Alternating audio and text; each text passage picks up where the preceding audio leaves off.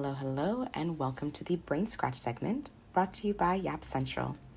My name is Aya, and I'll be your host for today. So you might be asking, what is this segment all about? Well, this is just a space where I'm now allowing myself to release any thoughts that just scratch my brain so much that I've nearly bored a hole in my skull over it.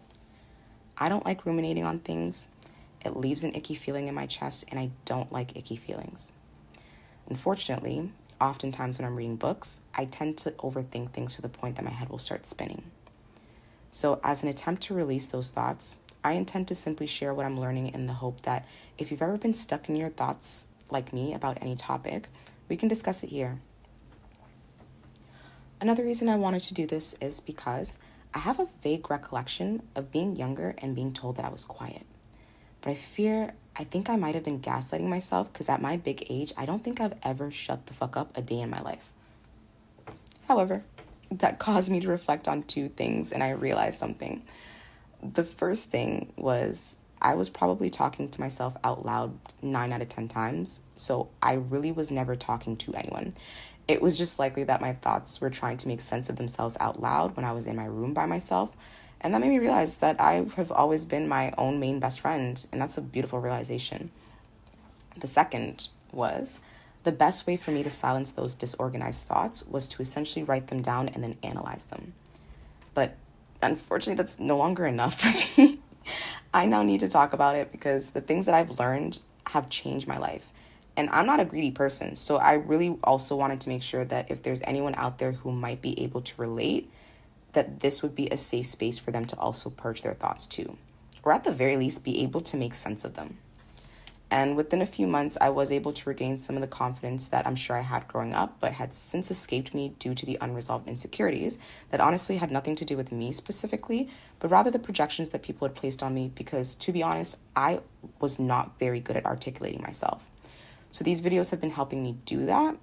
And so in order to finally clear up where it is I stand on certain things, I really wanted to start this channel by discussing a topic that I can guarantee you would associate with me once you've had one conversation with me.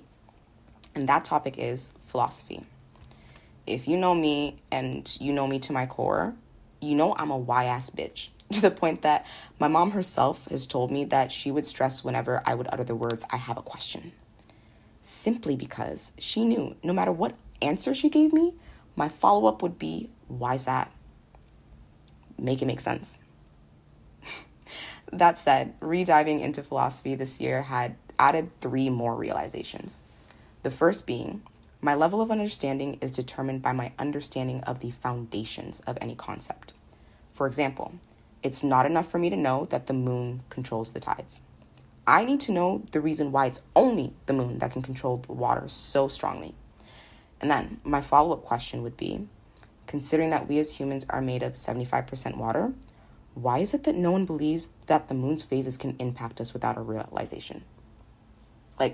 I need the actual answers to that. So if anyone has those, leave those in the comments below because, I need to know why y'all don't believe that the moon can control our emotions, but at the same time, we're mostly made out of water. The second realization was that I am burning with curiosity that I fear may never be able to be satiated.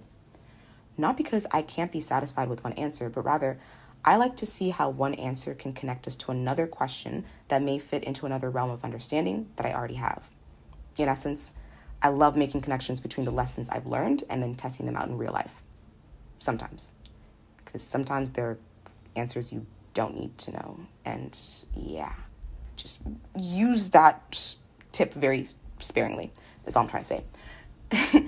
But essentially, I just really see the world as a fun puzzle, and I love that level of complexity about myself, or perhaps it's my spectrum showing. But all that to say, me and a pattern recognition go together real bad. And lastly, the third realization was that philosophy is the best way for me to understand myself better, mostly because as I organize the details of the different philosophical schools, I've also been able to reflect within myself whether or not I agree with the different ideas of thoughts. So in that, I've been better able to identify and confirm what exactly my values are and how I choose to honor them.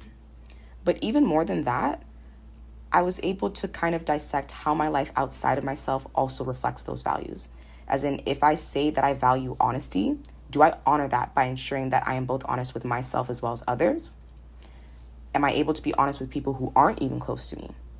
Or another question would be, do the people in my inner circle also reflect these values? As in, are they also honest people?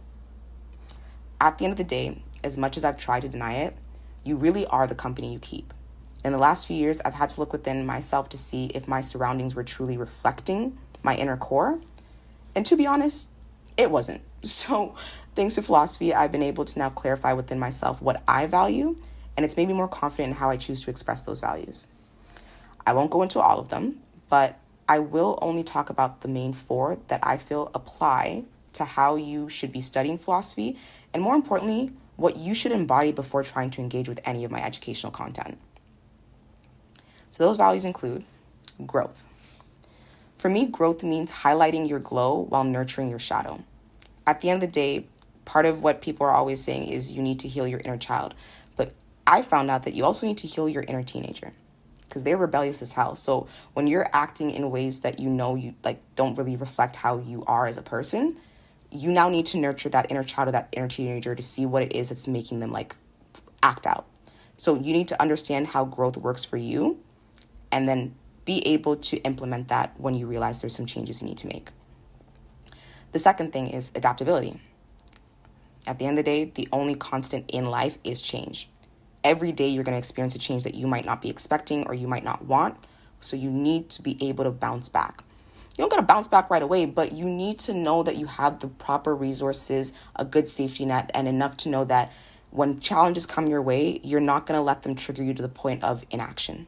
So that's what I mean. You need to be very adaptable if you want to be able to see what your values are and then also act on them. The third value you need to have is curiosity. You gotta be willing to ask the five W's or 4 W's, whatever. The who, what, where, why, and how. And you gotta ask those with no shame. There are no stupid questions here, and I don't want anybody to ever feel uncomfortable with asking me anything, because even if I don't know it, I will find out for you. So please, display as much curiosity as you can over here, because I want people to now start asking questions. Another thing is, I hate AI. I need y'all to understand, I'm trying to get rid of AI one step at a time. So if you want me to be your AI, I will be your AI. But please, I would rather you ask the questions here than ask them on a system that's just looking at random answers and giving you bullshit, possibly giving you bullshit. Yeah, so that curiosity is a very, very big thing. I need y'all to bring that over here. The last one, and I think is probably the most important, accountability. You've got to be willing to not only be able to call yourself out for bad behavior, but more importantly, you got to be able to forgive yourself for crossing your own boundaries. Because oftentimes when we're acting in ways that don't reflect our values, we're then breaking our own boundaries for maybe reasons that have nothing to do with us. So you got to forgive yourself for crossing those boundaries, but also be aware of when you are crossing those boundaries. So in summary, once I start pulling out all of this philosophy content, I want you to come with an open heart, an open mind, authenticity, and strong spirit. I don't care what spirit means to you. To me, it means the soul.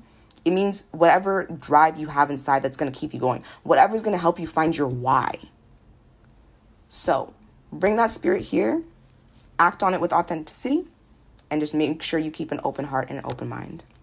But thank you for listening, and I'll be seeing you guys soon. Oh, she's sweet but a psycho, a little bit psycho. At night she's screaming, I'm on my mind.